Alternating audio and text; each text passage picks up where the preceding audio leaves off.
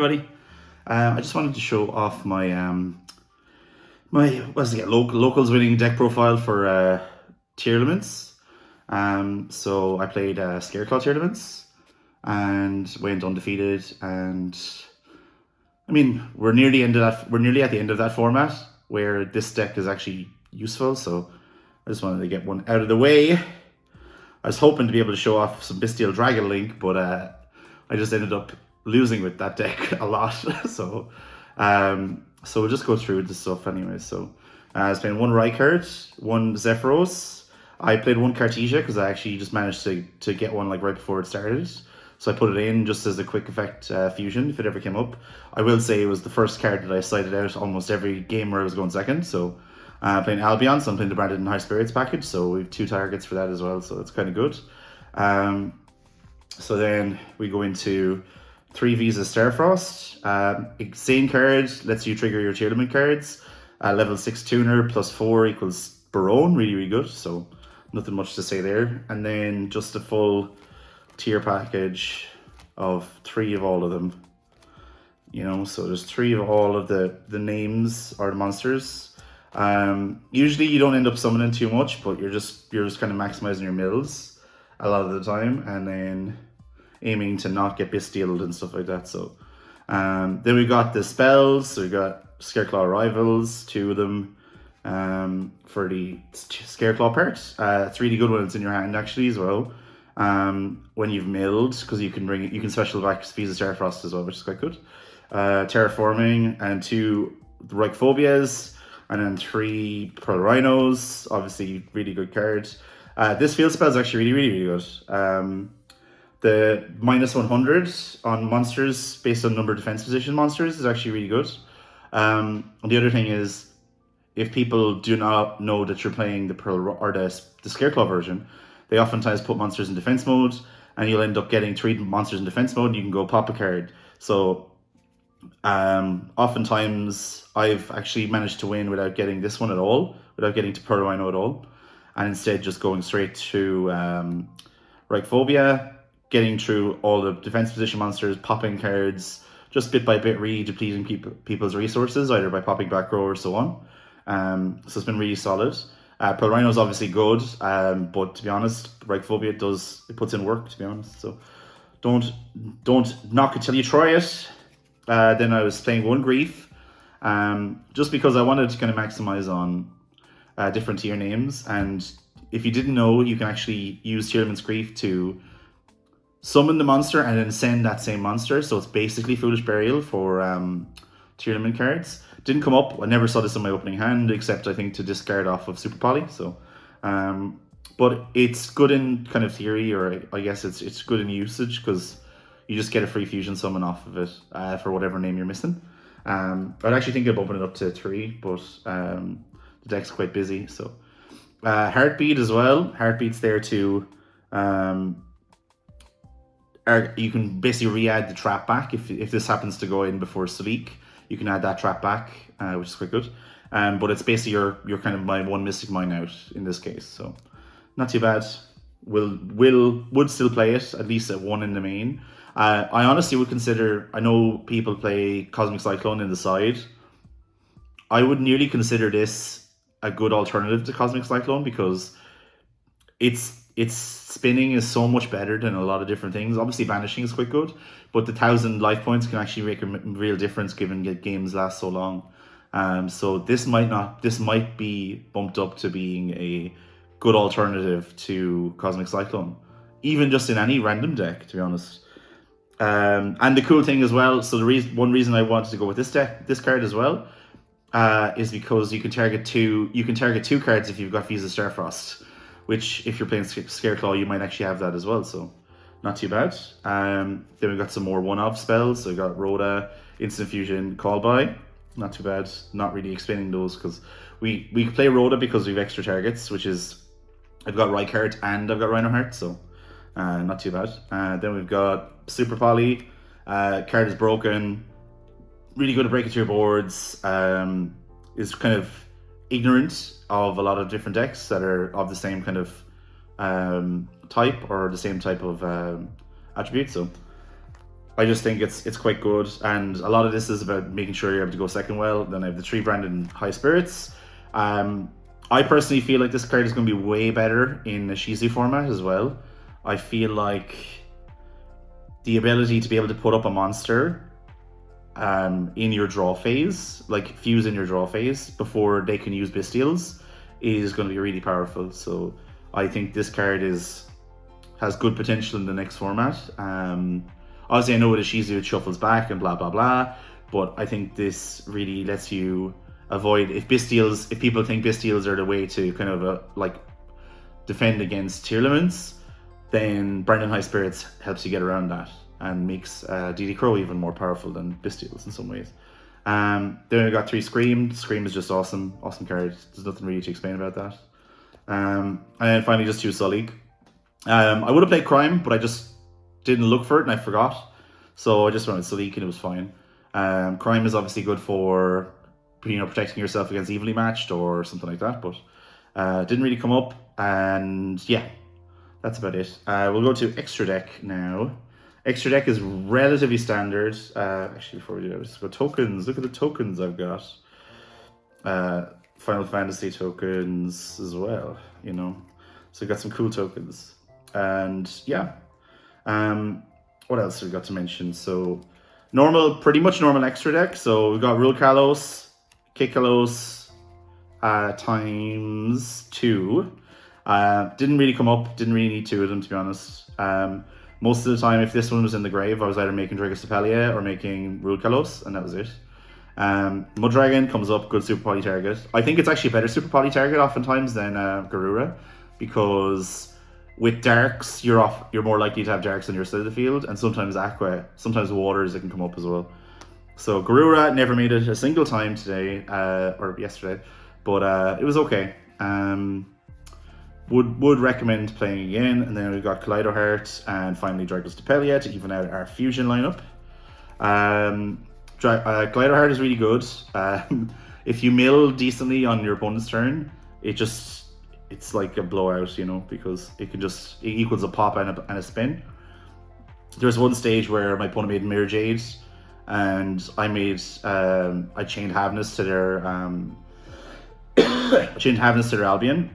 Summoned or milled 2 Rhino Hearts and like something else. Was able to fuse into Kaleido Heart. So as soon as they summoned the Mirror Jade, I was able to go spin that back. So we were basically both depleted on life points, or not life points, but on resources. But I'd actually managed to get my stuff out first, and the Brandon Raid wasn't as strong, even though obviously Albion went to grave, but like it was still quite good. So pretty straightforward. Just 1 Xyz, which is Dweller. I mean, it's ignorant to be honest. The only time it actually came up was when someone used Super Poly to make Starving Venom, and I didn't want them to destroy my monsters, so I just made Dweller and then killed them, so they had no interaction. Barone, kind of part of the reason why you play the Scareclaw engine, because you can make this. There's been times where I've made this, used it to negate, and then in standby phase I bounced it back and summoned back sometimes Rhino Heart or something, and then made this one again when I drew Scareclaw Arrival, and I could summon back the Starfrost, and I made this twice. It's actually really, really cool. So that's actually the special summon standby phase effect. Really is useful. It really does come up. This version of the deck could be still quite good, but you might need to you can probably get rid of the Scareclaws and just go with Bestials instead. And then with the Bestials, what you do is you just go Cartesia plus a Bestial equals 10. But it also allows you to sort of facilitate some degenerate stuff, like maybe Spell Canceller or something else that you could mill that could be really useful. But we'll have to wait and see how that looks. Then we got Xyz, we got Elf. I didn't make it a single time. It's probably good in theory. I don't have a sprint yet, so I was playing with the understanding that I didn't have a sprint, so it didn't really come up that much. I usually would end up searching Murley first and stuff like that. Still kind of old school ways of doing it. I'm just waiting on a sprint. So IP, I used that. I made that once. Didn't summon on their turn a single time. Lightheart, Scareclaw Lightheart is an engine requirement for the Scareclaw side. Really good search in the field spell. Very rarely people impermed or ash this, but sometimes if it happened once and it was actually pretty bad when it happened, I was like not prepared for it at all. But most of the time, sometimes people don't do this at all, but they really, really should. Then we just got Dark. Dark was really, really good. Everyone plays Darks. Curious, summoned it once, used it to send the last name. I fusion summoned twice and wanted to be sure my fusion summoning, so I sent that. And then finally Avramax. I actually needed Avramax to get over a Dragoon. So that was quite cool. It's very awkward and annoying to get the right materials on the field because it has to be someone with monsters from someone from the extra deck. So I had the IP sitting up there, and then, or was it IP? Yeah, I had the IP sitting up there. No, it was Dark. So I had Dark sitting up there, summoned their Dragon's Tapelia, summoned something else, made like, what was it? Made like Dark made like something else couldn't do anything with it, and then had to do my final fusion of the turn and use the fusion monster that I wanted to use. Keep Glider Heart in the field, make Avramax, punch over, do 3k damage, and attack with Glider Heart. So it's quite cool. That's basically extra deck. I think it's like extremely straightforward. There's nothing too crazy about it. Obviously, you might put in a sprint. You might play Griffin. I don't really like that stuff.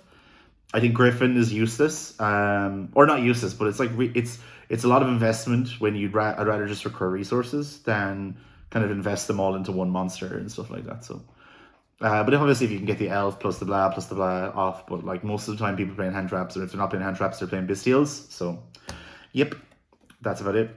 I mean, on side deck, side deck is it's just blowout cards. It's just blowout cards for going second. I've two cards for going first, I think. So I play the Gammas and the Driver. No Dweller in the standby phase, please, and thank you. The other thing, yeah, that's the only time I've used it. That's the only time I want to use it, really. So it's for Dwellers and maybe fusion monsters in the grave. Like if they don't chain block and you manage to hit the monster that they want to fuse with if you're playing against Tearlaments. Then we got just 2 Eradicator. I just didn't have room for 3.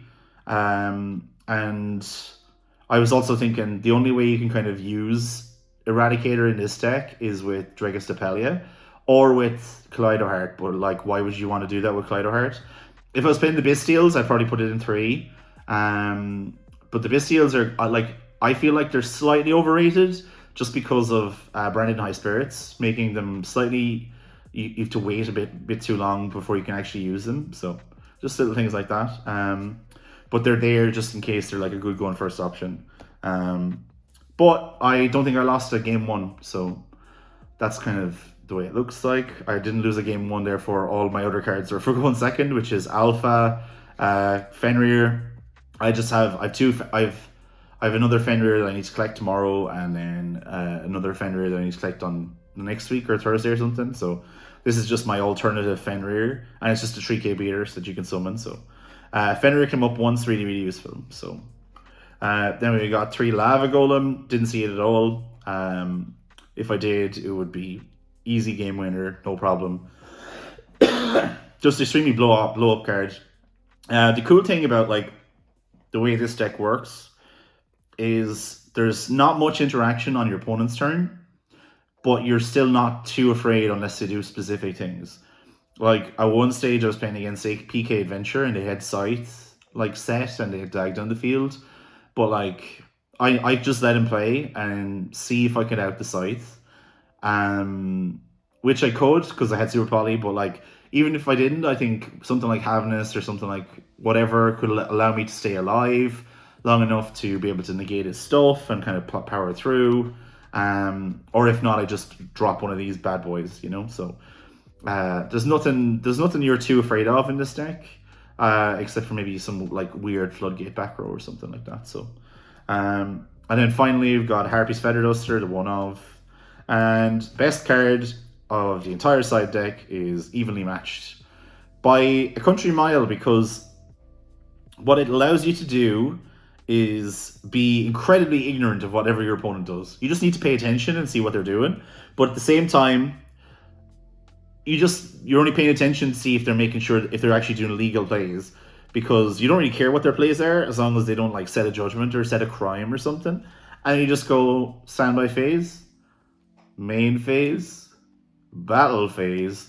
And actually, one thing that did happen was I went to battle phase, went into battle phase, and activated this, and they chained Lancia in their hand.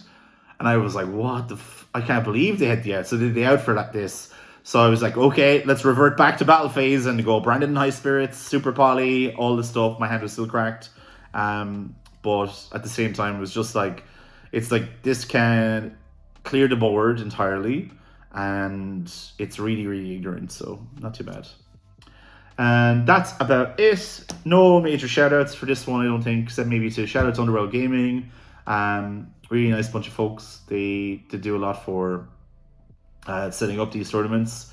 Kind of really well organized, nice bathroom. One recommendation: do not put blue hand paper into the toilet, which is what happened yesterday. I didn't do it, but just a general warning. And then, yeah, just a good bunch of folks up there. And I guess shout out to Team Chain Block, the biggest team in Ireland or something. I'm not on that team. I'm just saying they kind of frequent Tala or Underworld Gaming. So shout out to them, I guess. And that's about it from me. Like, rate, comment, subscribe.